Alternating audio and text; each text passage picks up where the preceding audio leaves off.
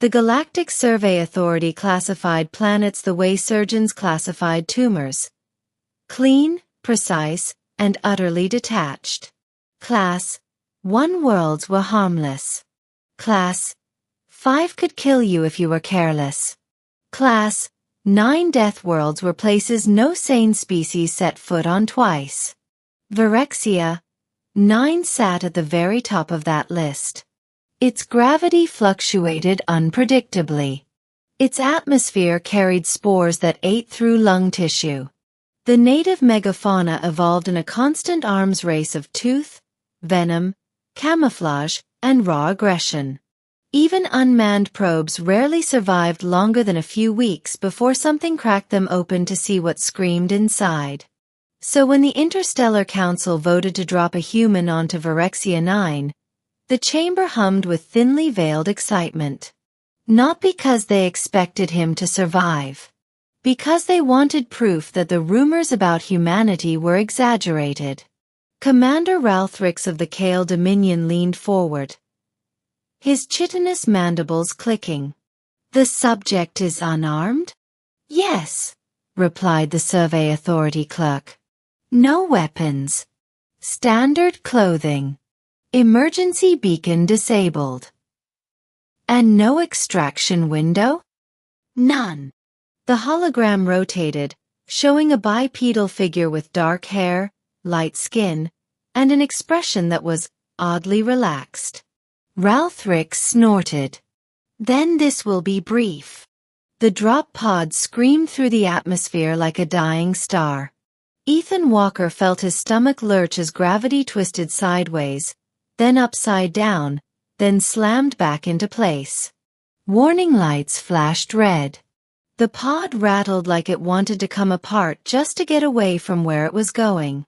"Yep," Ethan muttered, strapping himself tighter. "This is definitely worse than the training sims." The pod hit ground hard, too hard, burying itself halfway into a jungle floor that hissed as acidic sap boiled around the hull. The impact should have shattered bones. Ethan groaned, then blinked. "Ha!" he said, flexing his fingers. "Still intact." The hatch blew open with a puff of smoke, and Phyrexia 9 welcomed him with heat like a living thing. Twin suns glared down through a canopy of black-veined leaves. The air was thick, heavy, and smelled faintly metallic, like rain mixed with blood. Ethan stepped out, boots sinking into soil that pulsed, then stilled. "All right," he said, hands on hips. "Let's see what all the fuss is about." Within minutes, the planet tried to kill him. Vines lashed from the trees, snapping shut where his head had been a second earlier.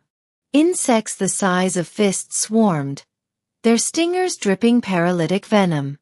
The ground split open as a six-legged predator erupted from below, its jaws unfolding like a nightmare flower. Ethan ran. Not in blind panic, but with focus. Years of human evolution, training, and stubborn refusal to lie down and die kicked in. He used terrain, threw rocks, learned fast. He realized the insects hated smoke. That the vines recoiled from vibration. That the ground predator relied on ambush, and missed badly when prey didn't freeze. By the end of the first day, Ethan was scratched, bruised, and exhausted. He was also smiling. "This place is awesome," he said to no one. The council chamber watched in stunned silence. "He should be dead," hissed Ralthrix. Instead, the human adapted. Over days, then weeks, Ethan learned Phyrexia 9 the way early humans learned savannas and ice fields. He crafted tools from bone and stone. He followed predator trails. He learned which plants burned, which healed, which made you hallucinate for 6 hours straight. Not recommended before sleeping. And then he met it. The locals called it, in translation, a grave tooth. 4 meters long. 8 clawed limbs. dense muscle layered over adaptive armor plating. A bite strong enough to crack starship alloys. Apex predator. Responsible for 92% of recorded fatalities on Varexia 9. The grave tooth found Ethan at dusk, its camouflaged body rippling into visibility as it circled him. The council leaned forward. "This is where it ends," Ralthric said softly. The beast lunged. Ethan dodged, barely, and felt claws rake his shoulder. Pain flared. He stumbled, rolled, came up with a spear he'd hardened in fire. The grave tooth struck again. Ethan didn't try to overpower it. He outlasted it. He led it into uneven ground. Forced it to turn, to miss, to expend energy. When it reared up for a killing blow, Ethan drove the spear into a joint. Not lethal but disabling. The grave tooth crashed down, shrieking in rage and pain. Ethan stood there, chest heaving, blood dripping from his arm. Then he did something no one in the council expected. He lowered the spear. "Easy," Ethan said, breathing hard. "You're not wrong for doing what you do. Just relax."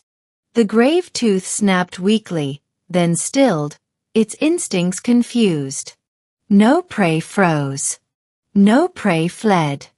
No prey killed it. Over the next days, Ethan treated its wound. Fed it. Learned its body language. Respected its space. Predators he knew weren't evil. They were honest. By the end of the second month, the grave tooth followed him. When the retrieval team finally arrived, sent in panic after the human had stopped triggering distress markers entirely, they found a site that rewrote classifications. Ethan Walker stepped out of the jungle, skin darker from the twin suns, hair longer, a relaxed grin on his face. Scratches crisscrossed his arms like souvenirs. Behind him, the grave tooth padded silently, eyes alert, protective. The landing crew froze. One technician whispered, "That's the apex predator." Ethan glanced back at it and patted its armored head. "Oh, him," he said casually. "Yeah, he's cool. Saved my life once. We're buddies." The grave tooth rumbled, leaning slightly into the touch. Ralthrix's mandibles trembled as Ethan looked up at the hovering council delegation. "So," Ethan said, squinting against the light. "That's it?